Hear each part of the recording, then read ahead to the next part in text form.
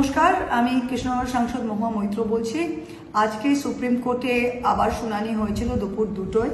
তো আজকে শুনানির পর গতকালকে যেটা অন্তর্বর্তী স্থগিতাদেশের কথা বলা হয়েছিল সেটা আজকে বাস্তবায়িত হয়েছে। কেন্দ্রীয় সরকার আজকে বলেছে এবং সেটা রেকর্ড হয়ে অর্ডারের একটা পার্ট অংশ হয়ে গেছে, যেটা অর্ডারটা এখন বেরিয়ে গেছে।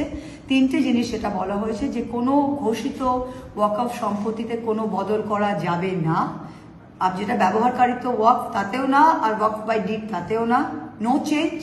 দ্বিতীয় যেটা বলা হয়েছে যে কোনো কালেক্টর, কোনো ডিস্ট্রিক্ট ম্যাজিস্ট্রেট কোনো ওয়াকফ সম্পত্তিতে সে কোনো এনকোয়ারি হয়তো করতে পারে, কিন্তু তার উপরে কোনো অ্যাকশন নেওয়া যাবে না, সম্পত্তিতে তার কোনো বদল হতে পারে না। আর তৃতীয়, কোনো স্টেট ওয়াকফ বোর্ড বা সেন্ট্রাল ওয়াকফ কাউন্সিল নতুন নিয়োগ করতে পারে না।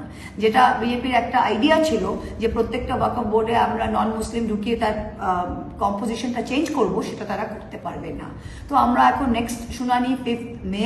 কিন্তু এই অন্তর্বর্তী স্থগিতাদেশটাতে যেটা মূল ভয় ছিল, মূল আশঙ্কা ছিল, সেটা সম্পূর্ণভাবে আমি বলবো যে রিঅ্যাসুরেন্স আমরা পেয়ে গিয়েছি। তো this is a very big step in the right direction. আমি সবাইকে বলবো যে এটা ফ্র্যাঙ্কলি যেটা মেন আশঙ্কা সেটা অলরেডি অ্যাড্রেস হয়ে গেছে। তা আমাদের এখন শুনানির জন্য ওয়েট করা দরকার নেক্সট ডেট 5 মে। আর খুব দ্রুত ডেইলি শুনানির মতোই এইটাকে প্রসেসটাকে করা হবে।